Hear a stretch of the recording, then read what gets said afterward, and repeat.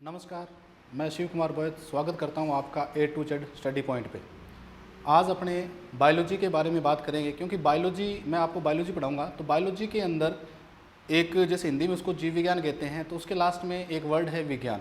तो आज अपने विज्ञान के बारे में बेसिक जानते हैं कि विज्ञान क्या है। तो चलते अपने विज्ञान के बारे में पढ़ते हैं। तो प्रिय विद्यार्थियों, अपने बात करें विज्ञान के बारे में।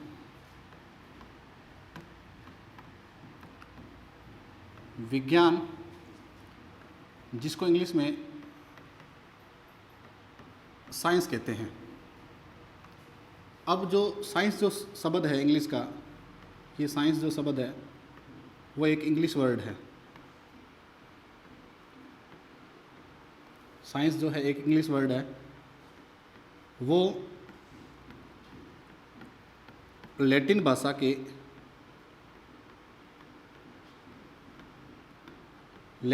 एक शब्द से मिलकर बना है।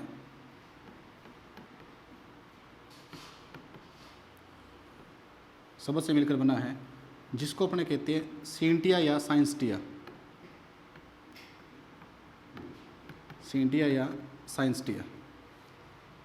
जिसका अर्थ क्या होता है? जिसका अर्थ होता है टू नाउ, या अपने ये कह सकते हैं अर्थ जानना।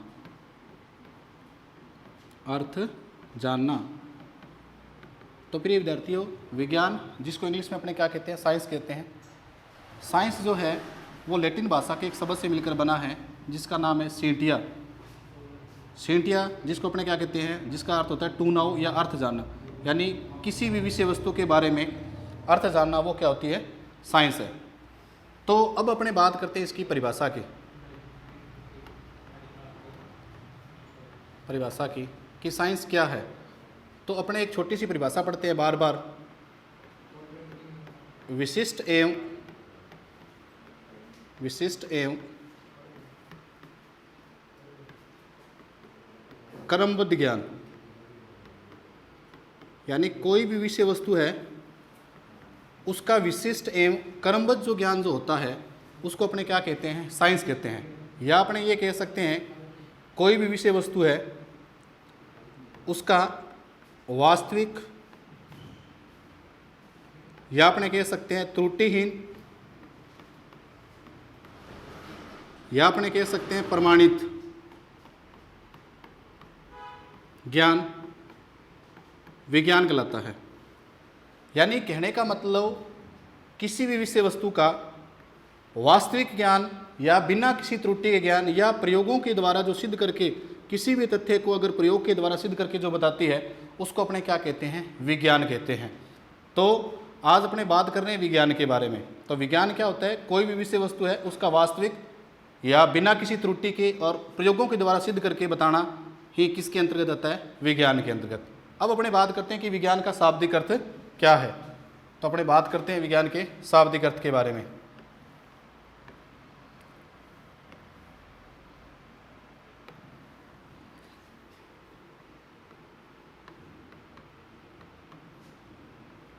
तो विज्ञान का शाब्दिक अर्थ,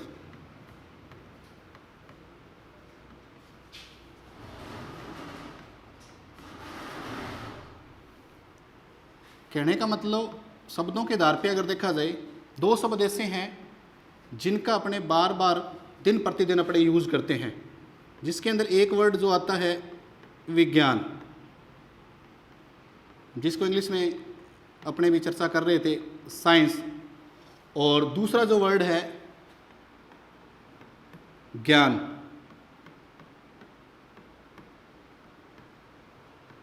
जिसको इंग्लिश में कहते हैं नॉलेज।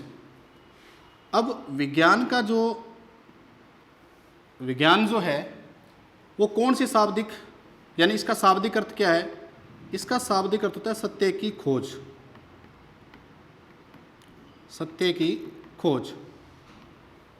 की खोज विज्ञान का शाब्दिक अर्थ होता है। अगर ज्ञान की बात करें तो वो होता है सत्य का अनुभव। तो कहने का मतलब कोई भी विषय वस्तु है उसके अंदर अगर अपने खोज की बात करें, जैसे मान लीजिए अपने मार्कर की बात करें, जैसे अपने मार्कर की बात करें तो मार्कर की खोज की गई है, यानी विज्ञान के अंतर्गत वह विषय वस्तु आती है जिसकी खोज की गई है या जिसको बनाया गया है या जिसका निर्माण किया गया है। अब जैसे मान लीजिए मार्कर है तो मार्कर की खोज की गई है या जिसका निर्माण किया गया है। या अपने ये कह दें कि जैसे अपने ट्यूबलाइट की बात करें, ट्यूबलाइट की बात करें, बल्ब की बात करें, तो ये सारी चीज़ें यानी कोई भी विषय वस्तु जिसको बनाया गया है या जिसकी खोज की गई है वो किसके अंतर्गत आती है प्रिय विद्यार्थियों? वो विज्ञान के अंतर्गत आती है। ठीक है। और जिन चीज़ों का अपने दैनिक जीवन में जिनका उपयोग करते हैं वो किसके अंतर्गत आती है? ज्ञान के अंतर्गत। जैसे मान लीजिए, जैसे मैंने एग्जाम्पल लिखा है मार्कर जो है, मार्कर की खोज की गई, उसको अपने किसके अंतर्गत बात ले रहे हैं? विज्ञान के अंतर्गत। अब बात करें, क्योंकि मार्कर जो है, मार्कर का अपने क्या कर रहे हैं? दैनिक जीवन में उपयोग कर रहे हैं, यानी जिनकी खोज की गई है वो तो विज्ञान के अंतर्गत आता है। और जिनका खोज करने के बाद जिनका अपने दैनिक जीवन के अंदर दिन प्रतिदिन जिनका अपने उपयोग करते हैं डेली लाइफ के अंदर, वो ज्ञान के अंदर आता है। जैसे मान लीजिए मार्कर को बनाया गया और मार्कर का अपने उपयोग क्या है? शिक्षा जगत में कर रहे हैं, लिखने के लिए कर रहे हैं, तो वो उसका क्या है? ज्ञान है। जैसे मान लीजिए ट्यूबलाइट है तो ट्यूबलाइट का निर्माण किया गया है, तो ट्यूबलाइट किसके अंतर्गत आ रही है? विज्ञान के अंतर्गत। अब ट्यूबलाइट का अपने प्रकाश के लिए या रोशनी उत्पन्न करने के लिए उपयोग कर रहे हैं, इसी प्रकार से बल्ब है तो वो किसके अंतर्गत आ रहा है? ज्ञान के अंतर्गत। तो प्रिय विद्यार्थी, अभी अपने विज्ञान का शाब्दिक अर्थ के बारे में बात कर रहे हैं कि दिन प्रतिदिन अगर बात करें कि दो शब्द अपने डेली लाइफ के अंदर यूज करते हैं, एक तो होता है विज्ञान और एक होता है ज्ञान। विज्ञान को इंग्लिश में साइंस कहते हैं और ज्ञान को क्या कहते हैं? नॉलेज। विज्ञान का शाब्दिक अर्थ होता है सत्य की खोज, यानी कोई भी विषय वस्तु है जिसको बनाया गया है या जिसकी खोज की गई है वो किसके अंतर्गत आता है? विज्ञान के अंतर्गत आता है। और खोज करने के उपरांत जिनका अपने दैनिक जीवन में उपयोग करते हैं, अच्छा अनुभव करते हैं, उनको अपने किसके अंतर्गत लेते हैं? ज्ञान के अंतर्गत लेते हैं। जैसे मान लीजिए सपोज दैट कि जैसे पंखा है, जैसे मान लीजिए पंखा है, पंखे की खोज की गई है तो पंखा क्या है? विज्ञान है। अब गर्मी के अंदर अपने पंखे को चलाते हैं, अच्छा अनुभव करते हैं, तो वो उसका क्या है? अनुभव है। तो कहने का मतलब ये विज्ञान और ज्ञान होता है। तो अभी अपने बात कर रहे थे विज्ञान का शाब्दिक अर्थ। अब चलते हैं अपने आगे कि विज्ञान के पक्ष कौन कौन से होते हैं। तो चलते हैं प्रिय विद्यार्थियों विज्ञान के पक्ष की तरफ। तो विज्ञान के पक्ष, तो प्रिय विद्यार्थियों विज्ञान के दो पक्ष माने जाते हैं। विज्ञान के दो पक्ष माने जाते हैं। कितने पक्ष माने जाते हैं? दो पक्ष, जिसमें से एक की बात करें, एक का नाम लिख रहा हूं मैं आधारभूत विज्ञान। आधारभूत विज्ञान। अगर दूसरे पक्ष की बात करें तो वो होता है अनुप्रयोगात्मक विज्ञान। अनुप्रयोगात्मक विज्ञान। अभी अपने बात कर रहे हैं कि विज्ञान के पक्ष, तो दो वर्ड आए हैं, एक तो है आधारभूत विज्ञान। आधारभूत विज्ञान यानी किसी भी विषय वस्तु का कोई आधार होता है। जैसे मान लीजिए हम कहीं भी रह रहे हैं, जैसे मान लीजिए अपने मकान में रह रहे हैं, तो कहने का मतलब मकान का भी कोई आधार है। आधार का मतलब वह राशि मान सकते हैं जिसके द्वारा उस विषय वस्तु को बनाया गया है, जिसके द्वारा उस विषय वस्तु को क्या गया? बनाया गया। जैसे मान लीजिए मकान या भवन की बात करें तो उसका आधार क्या है? उसका आधार होता है ईंटें। उसका आधार क्या है? ईंट है, क्योंकि एक ईंट से दो, दो से चार और हजारों की संख्या से पूरा भवन क्या बन जाता है।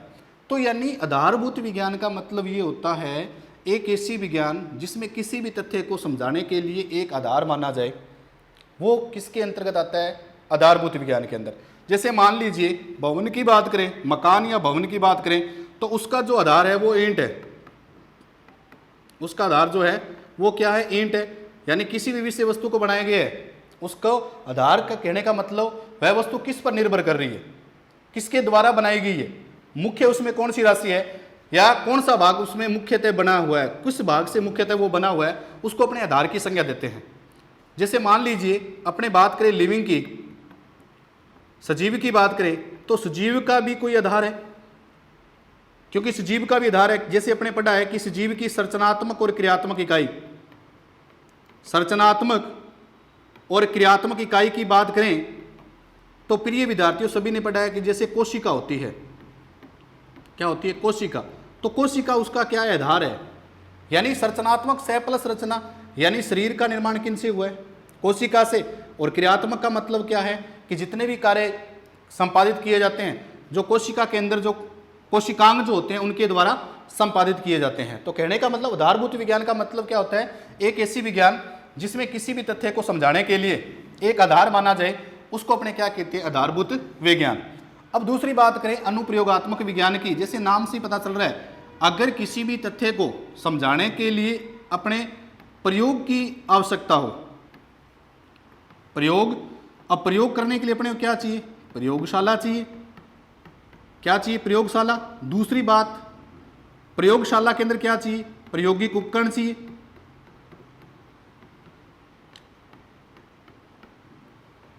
अगर इन तथ्यों के आधार पर किसी विषय वस्तु को अगर समझाया जाए तो वो होती है अनुप्रयोगात्मक विज्ञान। अनुप्रयोगात्मक विज्ञान का मतलब होता है एक ऐसी विज्ञान जिसमें किसी भी तथ्य को समझाने के लिए प्रयोग की आवश्यकता हो, या जिससे किसी भी तथ्य को प्रयोग के माध्यम से समझाया जाए, उसको अपने क्या कहेंगे अनुप्रयोगात्मक विज्ञान।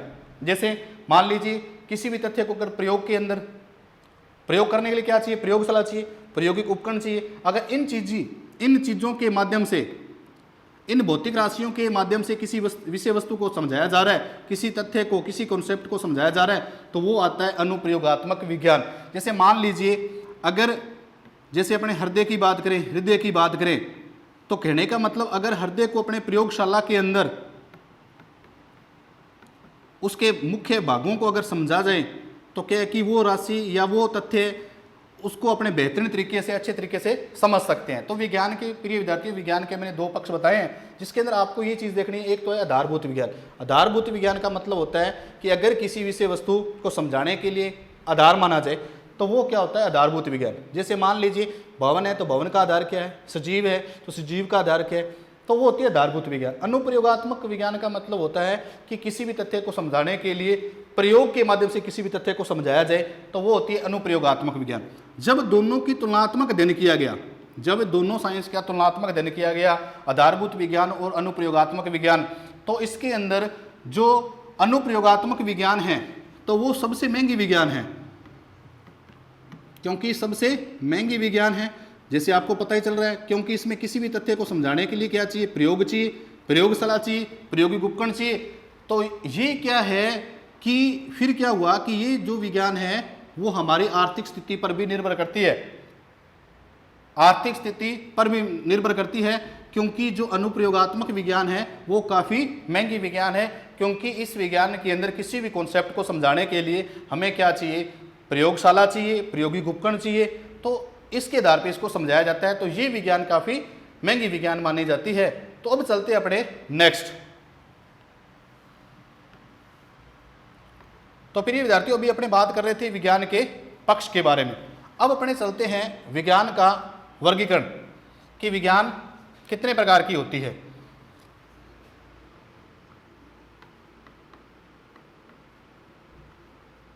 विज्ञान के प्रकार,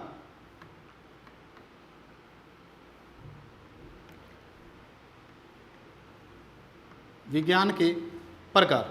तो प्रिय विद्यार्थियों विज्ञान कितने प्रकार की होती है उसके बारे में अपने बात करते हैं। तो एक तो अपने नाम सुना है सत्य विज्ञान, एक तो अपने नाम सुने हैं सत्य विज्ञान, जिसको अपने क्या कहते हैं रियल साइंस।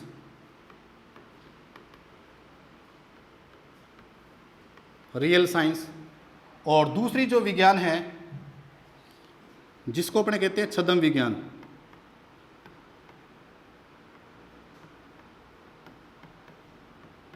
छद्म विज्ञान या स्यूडो साइंस।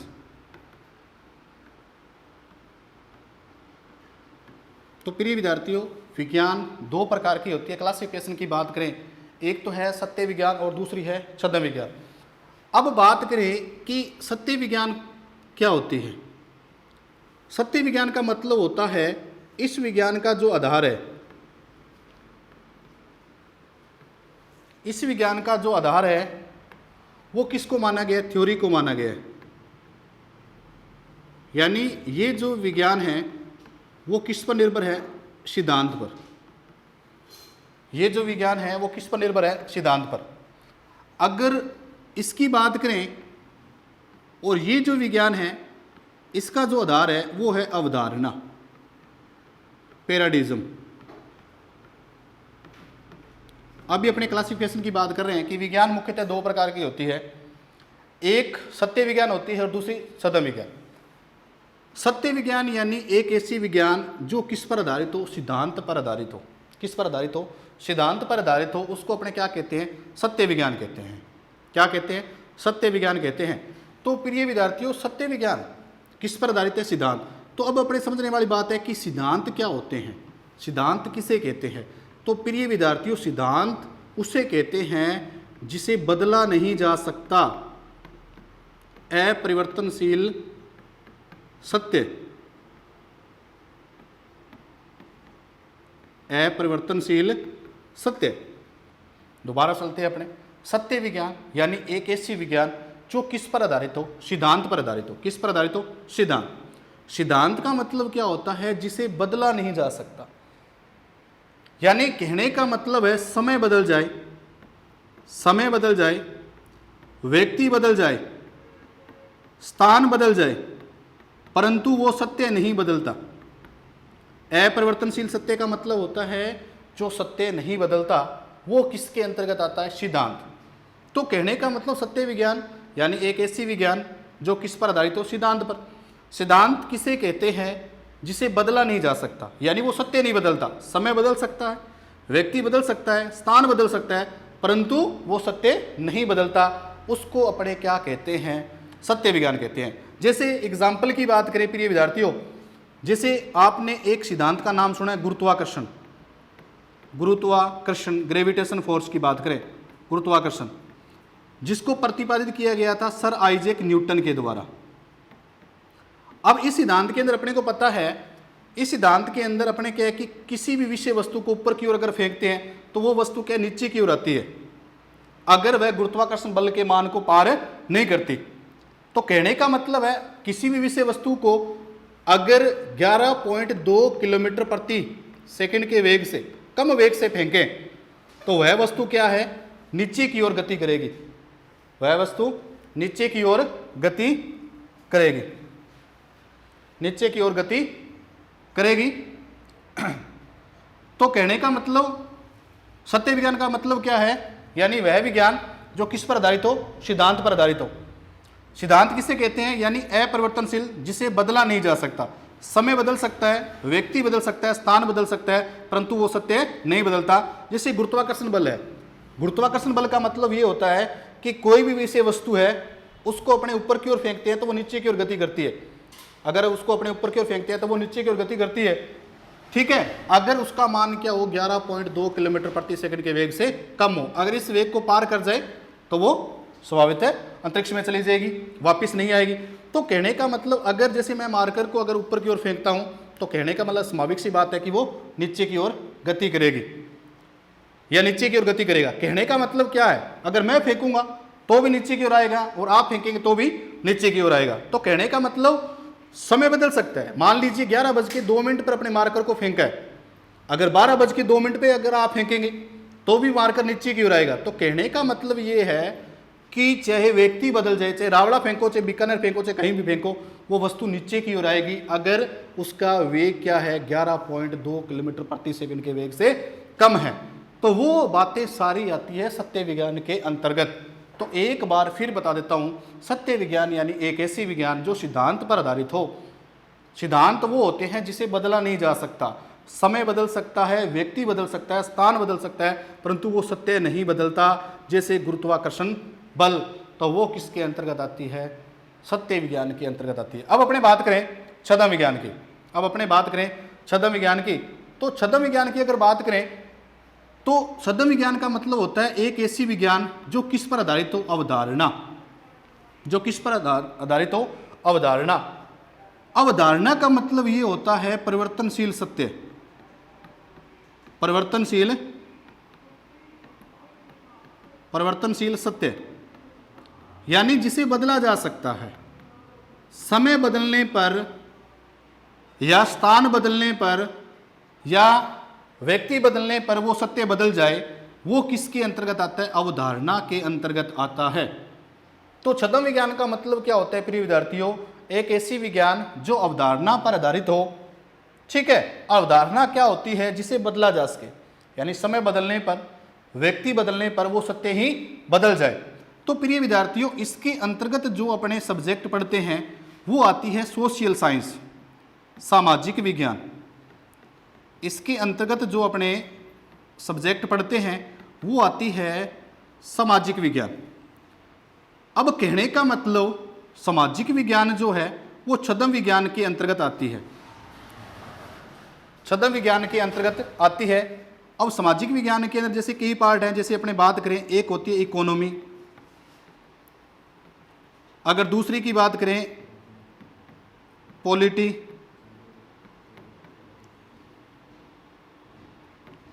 तीसरी की बात करें सोशियोलॉजी। कहने का मतलब ये जितनी भी सब्जेक्ट हैं वो किस पर आधारित है, अवधारणा पे। यानी कहने का मतलब ये है, छद्म विज्ञान का मतलब ये होता है, यानी एक ऐसी विज्ञान जिसके अंदर व्यक्ति या समय या स्थान बदलने पर वो सत्य बदल जाए। जैसे मान लीजिए इसके अंतर्गत जो विज्ञान आती है उसको अपने क्या कहते हैं, सामाजिक विज्ञान। और सामाजिक विज्ञान के अंदर अपने कौन कौन सी सब्जेक्ट पढ़ते हैं मुख्यतः, जैसे इकोनॉमी है, पॉलिटी है या सोशियोलॉजी है। तो इसको अपने छद्म विज्ञान के अंतर्गत किस प्रकार से रखा गया है, तो बात करते हैं। जैसे इकोनॉमी के अंदर अपनी अवधारणा चलती है, जैसे वैश्वीकरण, नाम सुना है, जैसे उदारीकरण, या जैसे नाम आया निजीकरण। तो कहने का मतलब ये हमारी अर्थव्यवस्था पर आधारित है।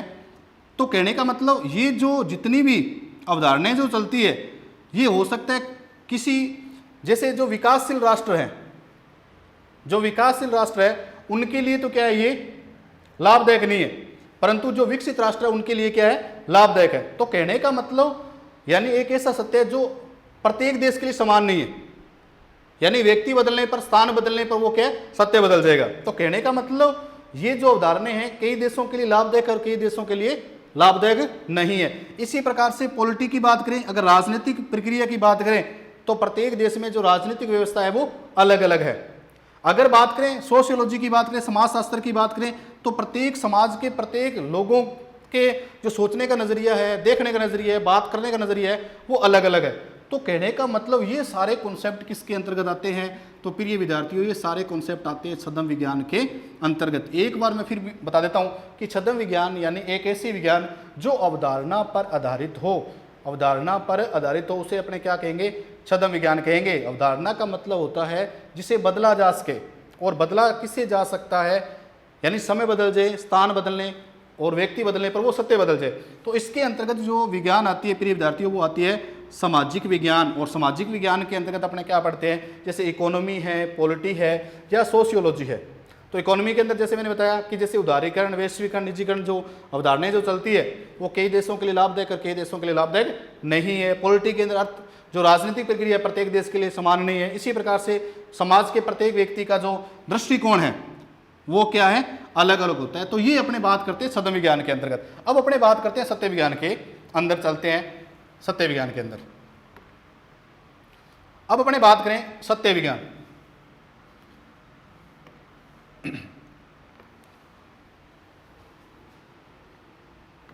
अगर सत्य विज्ञान की बात करें तो मैंने अभी आपको बताया कि सत्य विज्ञान का मतलब होता है एक ऐसी विज्ञान जो किस पर आधारित हो, जो सिद्धांत पर आधारित हो, यानी जिसे बदला नहीं जा सकता। समय बदलने पर, स्थान बदलने पर वो सत्य बदलता नहीं है, उसको अपने क्या है, सत्य विज्ञान के अंतर्गत रखा गया है। जैसे सिद्धांत की बात कर रहे थे अपने। अब सत्य विज्ञान का मतलब अपने क्या करेंगे प्रिय विद्यार्थियों, अब यानी ब्रह्मांड के अंदर दो चीजें ऐसी है, यानी कौन कौन सी चीजें हैं जिसको अपने बदल नहीं सकते। तो कहने का मतलब क्या ऐसी चीजें हैं जिसको अपने बदल नहीं सकते? जिसमें एक का नाम सुना है आपने, लिविंग, जिसको अपने क्या कहते हैं, सजीव। और दूसरे की अगर बात करें तो होता है नॉन लिविंग।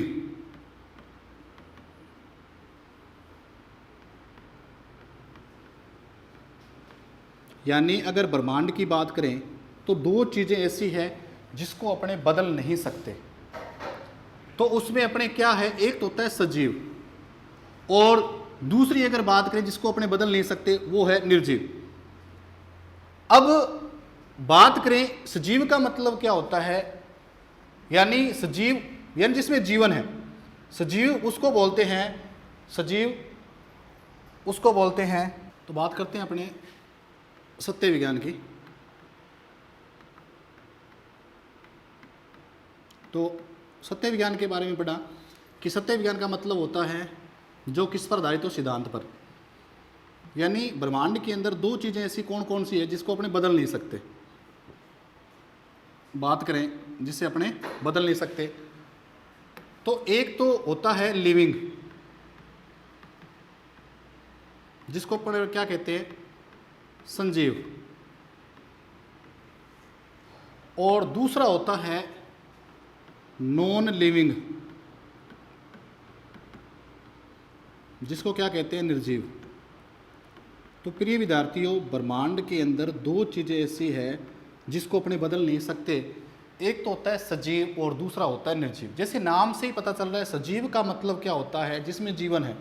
जीवन का मतलब यानी अगर उसके अंदर ये क्राइटेरिया है, जैसे डाइजेशन नंबर 1, नंबर 2 रेस्पिरेशन की क्रिया, नंबर 3 अगर बात करें ग्रोथ, जैसे डाइजेशन है, रेस्पिरेशन की क्रिया है, ग्रोथ है, या एक्सक्रीशन की क्रिया है, अगर ये सारी क्रियाएं जिनमें पाई जा रही है वो किसके अंतर्गत आता है, वो सजीव के अंतर्गत आता है। यानी पाचन, श्वसन, वृद्धि या उत्सर्जन की अगर क्रिया जिन जीवों के अंदर पाई जाती है वो सजीव के अंदर आता है। जिनमें ये क्रिया नहीं आती वो आता है निर्जीव के अंदर। यानी जिसमें जीवन है वो सजीव है, जिसमें जीवन नहीं है वो क्या है, निर्जीव है। अब कहने का मतलब अपने ये है, अगर बात करें सजीव की, तो सजीव के अंतर्गत जो अपने साइंस पढ़ते हैं उस साइंस का नाम है बायोलॉजिकल साइंस। बायोलॉजिकल साइंस, या इसको हिंदी में क्या बोलेंगे, जैविकीय विज्ञान। क्या बोलेंगे, जैविकीय विज्ञान। अब कहने की बात यह है, अब सबसे महत्वपूर्ण बात यहाँ आ गई कि सजीव के अंदर कौन सी विज्ञान आती है, तो बायोलॉजिकल साइंस आती है, जैविकीय विज्ञान। अब कहने का मतलब किस किस में जीवन है, तो अपने पता है कि बायोलॉजी के अंदर अपने क्या पढ़ते हैं, जिसके अंदर जीवन है। तो मुख्यतः अपने दो चीज़ें पढ़ते हैं, एक तो अपने क्या करते हैं, प्लांट की बात करते हैं, और दूसरी बात किसकी करते हैं, अपने एनिमल्स की बात करते हैं। जैसे बायोलॉजिकल साइंस को अपने आधार मान लें किसका, बायोलॉजी का। बायोलॉजी का मतलब क्या होता है, जीव विज्ञान।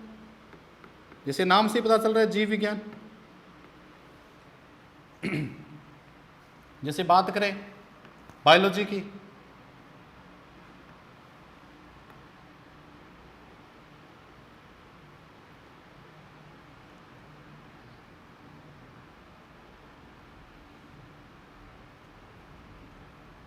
अभी अपने बात करेंगे बायोलॉजी की।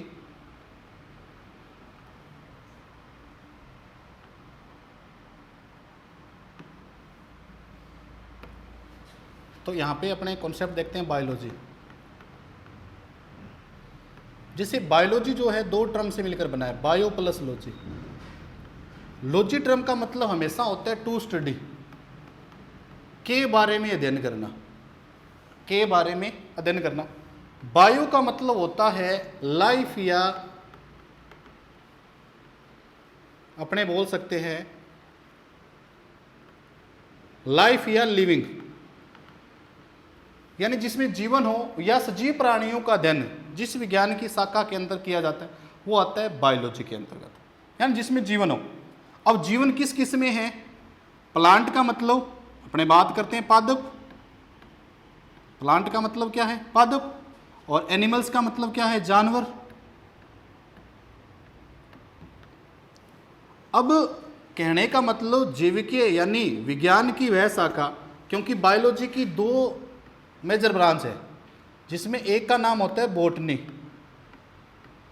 और दूसरे का नाम क्या है? जूलॉजी। बॉटनी का जैसे नाम है वनस्पति विज्ञान,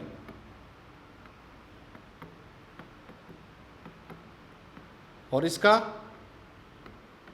जंतु या प्राणी विज्ञान। अब कहने का मतलब बॉटनी का मतलब क्या है? यानी जीव विज्ञान की वह शाखा जिसके अंदर किसका अध्ययन किया जाए? पादपों का अध्ययन किया जाए। पादपों का जिस विज्ञान के अंतर्गत अध्ययन किया जाता है उसको अपने क्या कहते हैं? बॉटनी कहते हैं। क्या कहते हैं? बॉटनी, यानी वनस्पति विज्ञान। अगर बात करें एनिमल्स यानी जानवरों का, जैसे नाम से ही पता चल रहा है जूलॉजी। जूलॉजी का नाम क्या है? प्राणी विज्ञान या जंतु विज्ञान? प्राणी विज्ञान या जंतु विज्ञान। अब जूलॉजी दो टर्म से मिलकर बना है, जू प्लस लॉजी। जू का मतलब होता है एनिमल्स, यानी जीव विज्ञान की वह शाखा जिसके अंतर्गत अपने किसका अध्ययन किया जाए? जानवरों का अध्ययन किया जाए, तो वो किसके अंतर्गत आती है? जूलॉजी के अंतर्गत आती है। तो प्रिय विद्यार्थियों, सजीव यानी ब्रह्मांड की बात करें तो ब्रह्मांड के अंदर दो चीजें ऐसी है जो क्या है? सत्य है, जिसको अपने बदल नहीं सकते। तो एक तो अपने बात कर रहे हैं सजीव और दूसरा क्या है? निर्जीव। इसको अपने बदल नहीं सकते। अब सजीव के अंतर्गत कौन सी साइंस आती है? जैविकीय विज्ञान, या जिसको अपने क्या कह सकते हैं? बायोलॉजी। ठीक है, तो बायोलॉजी के अंतर्गत दो चीजें आती हैं जिसके अंदर जीवन किस किस में? एक तो प्लांट के अंदर जीवन है और दूसरा क्या है? एनिमल्स के अंदर जीवन है। पादप का जिसके अंतर्गत अध्ययन किया जाता है उसको अपने बॉटनी कहते हैं, और जानवरों का जिसके अंदर अध्ययन किया जाता है उसको अपने क्या कहते हैं? जूलॉजी कहते हैं। अब अपने बात करते हैं नॉन लिविंग की बात करते हैं।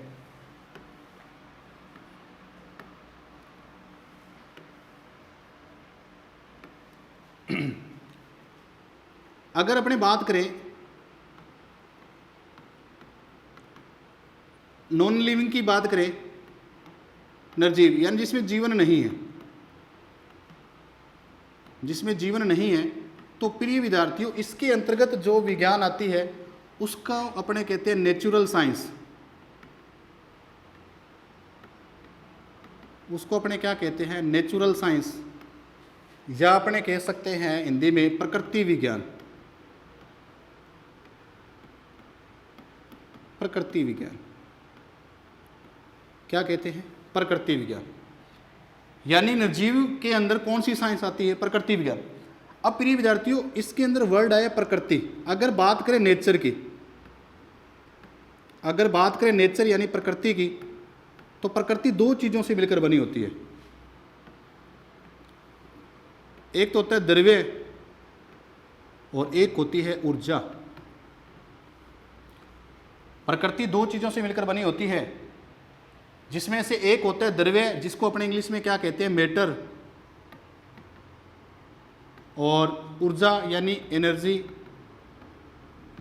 अब द्रव्य क्या होता है, एनर्जी क्या होती है, इसके बारे में अपने बात करते हैं। द्रव्य का मतलब होता है, द्रव्य यानी पदार्थ जिसका आकार हो, जिसका कोई आयतन हो,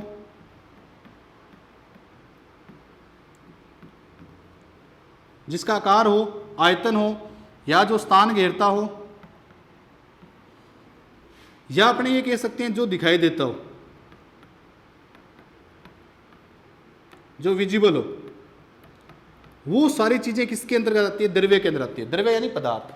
पदार्थ का मतलब होता है जिसका आकार होता है, जिसका आयतन यानी नापतोल किया जा सके, जो स्थान घेरता हो और जो हमें दिखाई देता है, वो किसके अंतर्गत आता है? द्रव्य के अंतर्गत आता है। बात रही ऊर्जा की, तो इसका कोई आकार नहीं होता, कोई आयतन नहीं होता, कोई स्थान नहीं घेरती और ये हमें दिखाई भी नहीं देती।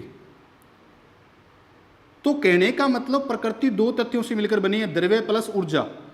अब बात आती है कि द्रव्य के अंतर्गत, द्रव्य जिसको अपने क्या कहा? मैटर, और दूसरी अगर बात करें ऊर्जा, जिसको अपने क्या कहा, एनर्जी। अब द्रव्य की बात करें, यानी द्रव्य के बारे में जिस विज्ञान के अंतर्गत अध्ययन किया जाता है पदार्थ के बारे में, उसको अपने क्या कहते हैं, केमिस्ट्री। क्या कहते हैं, केमिस्ट्री, या जिसको क्या कहते हैं, रसायन विज्ञान। यानी विज्ञान की वह शाखा जिसके अंतर्गत पदार्थ व पदार्थ से संबंधित क्रियाओं का अध्ययन किया जाता है, वो कौन सी होती है, रसायन विज्ञान। अगर बात करें ऊर्जा की, ऊर्जा व ऊर्जा से संबंधित जिनका अध्ययन किया जाए वो होती है प्रिय विद्यार्थियों फिजिक्स, जिसको अपने क्या कहते हैं, भौतिक विज्ञान। क्या कहते हैं, भौतिक विज्ञान। तो ये चीज़ें अपने बेसिक पढ़ी है कि पूरे ब्रह्मांड के अंदर कौन सी चीज़ें हैं जिनको अपने बदल नहीं सकते, तो उनका मैंने आपको एक बार क्लासिफिकेशन बताया है। अब मैं आपको इसके जनक बताता हूँ कि किसका जनक क्या है। एक बार अपने क्लासिफिकेशन को देखते हैं पूरा कंप्लीट कि क्या था क्लासिफिकेशन।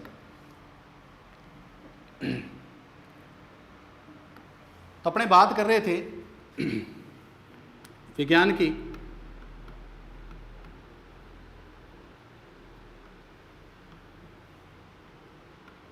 तो विज्ञान के अपने दो भाग पढ़े थे। एक तो था सत्य विज्ञान और दूसरा था छद्म विज्ञान। अपने ओनली फॉर ब्रांच पर जाएंगे। सत्य विज्ञान के अंदर जो अपने पढ़ा था, क्योंकि सत्य विज्ञान के दो चीज़ें थी। एक तो अपने बात कर रहे थे सजीव की और एक अपने बात कर रहे थे निर्जीव की। अब सजीव की बात करें तो इसके अंतर्गत जो ब्रांच आती है उसको क्या कहते हैं, अपने बायोलॉजी। और बायोलॉजी के अंदर अपने दो ब्रांच पढ़ रहे थे। एक तो अपने बात कर की थी बॉटनी और दूसरी अपने बात कर रहे जूलॉजी। अब अपने बात करते हैं इसके जनक की। अगर बॉटनी के जनक की अगर बात करें तो बॉटनी का जनक जो है वो है थियोफ्रेस्टस। क्यों है, कैसे है, इसके पीछे भी रीज़न है। तो आपको ओनली फॉर इसका जनक याद करना है कि वनस्पति विज्ञान का जनक कौन है, तो वनस्पति विज्ञान का जनक है थियोफ्रेस्टस। अगर बात करें जूलॉजी, तो जूलॉजी का जो जनक है वो है अरस्तु, जिसको इंग्लिश में एरिस्टोटल लिखा जाता है, जो सिकंदर मान के गुरु थे। तो कहने का मतलब बायोलॉजी के अंदर जो मेन ब्रांच है वो है बॉटनी और जूलॉजी। बॉटनी के जो जनक है वो थियोफ्रेस्टस है और जूलॉजी के जनक है वो अरस्तु है। अगर ऑल ओवर बायोलॉजी के जनक की अगर बात करें, अगर ऑल ओवर बायोलॉजी की जनक की बात करें तो वो है अरस्तु। तो प्रिय विद्यार्थियों, अभी अपने बात कर रहे थे, अपने जनक की बात की कि बॉटनी का जनक है वो थियोफ्रेस्टस है और जूलॉजी का जनक है वो अरस्तु है। ऑल ओवर बायोलॉजी की बात करें तो उसका जनक भी क्या है, अरस्तु है। अब अपने बात करते हैं निर्जीव, जिसके अंदर अपने किसकी बात करते हैं प्रिय विद्यार्थियों, प्रकृति विज्ञान की बात करते हैं। किसकी बात करते हैं, प्रकृति विज्ञान की बात करते हैं। प्रकृति विज्ञान के अंदर अपने बात कर रहे थे, तो प्रकृति के अंदर दो चीज़ें थी। तो एक तो अपने बात कर रहे थे द्रव्य और एक बात कर रहे थे ऊर्जा। अब द्रव्य का जिसके अंदर अध्ययन करते हैं उसको अपने नाम दिया था रसायन विज्ञान। कौन सी विज्ञान, रसायन विज्ञान। और इनके जो जनक हैं, रसायन विज्ञान के जो जनक हैं वो है एंटोनी लेवोशियर। एंटोनी लेवोशियर। तो ये चीज़ अपने को ध्यान रखनी है कि रसायन विज्ञान के जनक कौन है। रसायन विज्ञान की तीन ब्रांच होती है मुख्यतः। एक तो होती है ऑर्गेनिक केमिस्ट्री,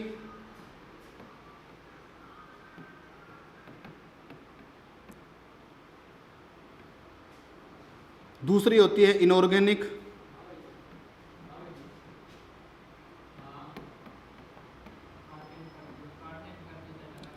और तीसरी है फिजिकल।